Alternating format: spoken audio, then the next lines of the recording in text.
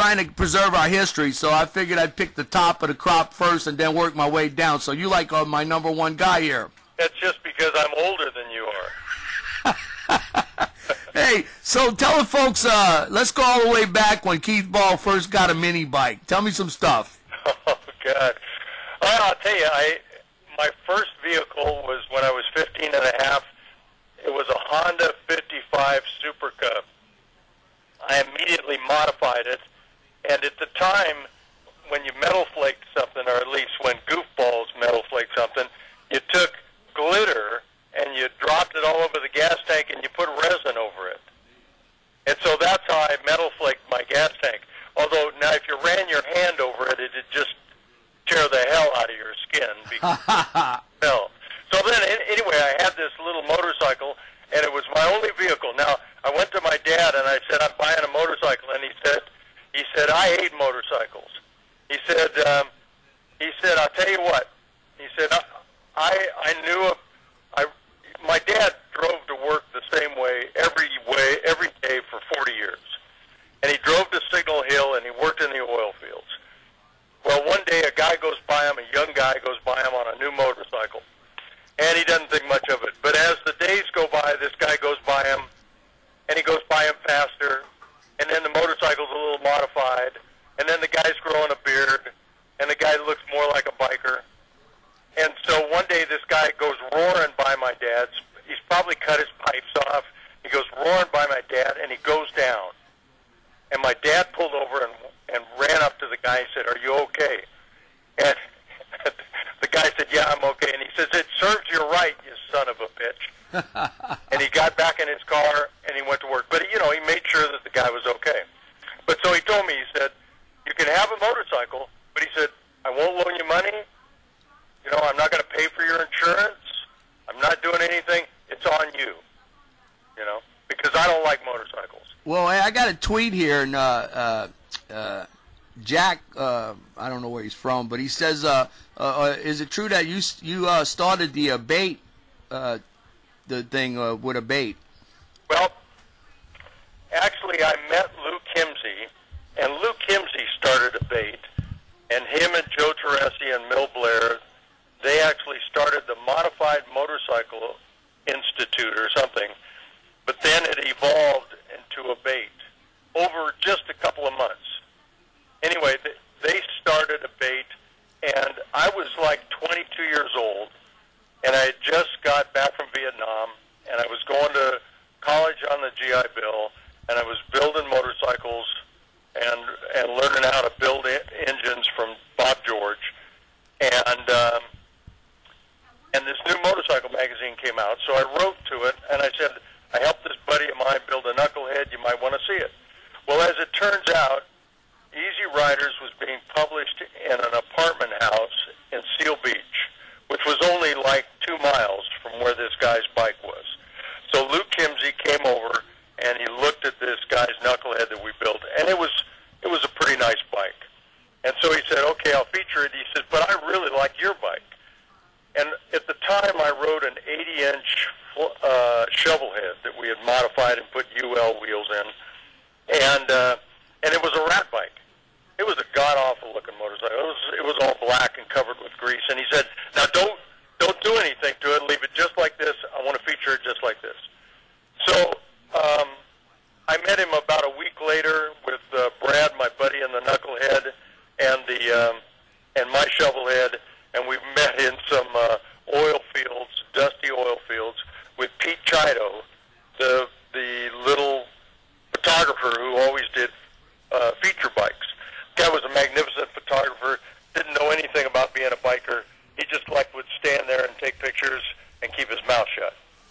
So we did the feature shoot, and I was telling Lou a little about what I was doing, and I was working in a bike shop part-time. I didn't like the way they treated customers, and I said something to him about it. And he said, well, why don't you come over to the office? The next week, I went over to the office, and Lou offered me a job, a part-time job, as the manager of a bait. Wow. I was like 22 years old. It was the 3rd issue of Easy Riders had just come out. and he offers me this job. So I started coming in, and, you know, I mean, I was 22 years old. What the hell did I know about this? But, you know, I just started helping guys, and I started working with guys, and if I thought they were true guys and that they had heart and they were honest and had integrity, I would make them the chapter head of their abate chapter. Now, in whatever state it was, and every chapter, you know, they ran their own stuff. You know, we didn't like dictate to them or anything like that.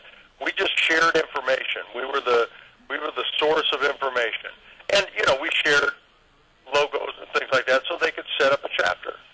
So over the next, I don't know, about 8 or so years, I helped set up 28 chapters of abate chapters around the country, and it became the strongest organization to help bikers' rights in the country.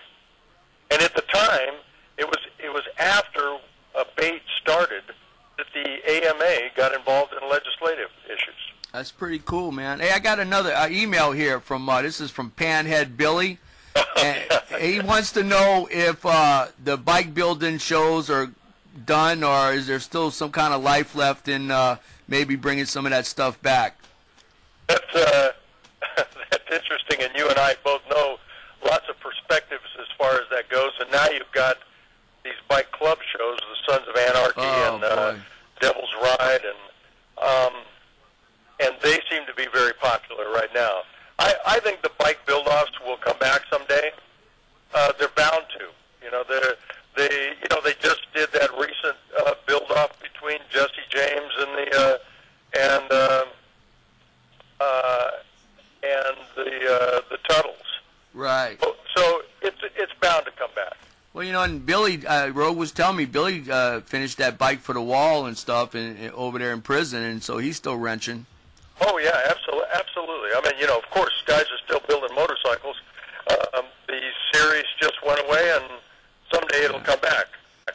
Well, you know, the Donald Trump, The Apprentice, right? Now they had Jesse James on there, and they had Tuttle, and they didn't pan out too good on raising the money for the charities and all that. But I was thinking somebody like you or Billy Lane or one of those guys, if Donald would call you guys, I think you'd not only win the thing, but you'd actually raise some money for the charity. Well, I'm sure we would work our asses off at it. You know, we'd give it hell.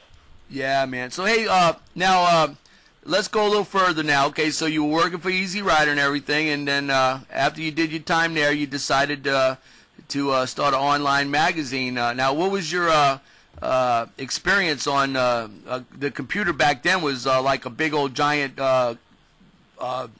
thing, right? I mean, it wasn't like now where you got the laptops and everything. I remember the first one I ever seen, I looked at it, I thought it was a phone booth or something.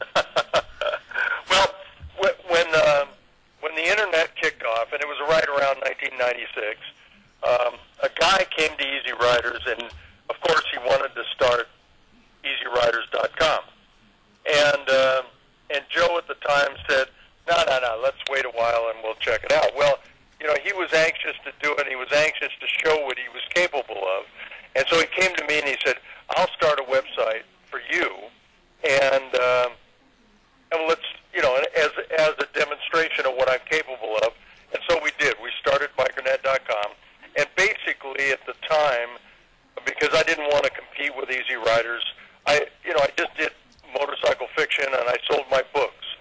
And at the time, websites were so damn slow, and if you put a regular photograph, a regular color photograph on your website, it would just take forever to load. Right.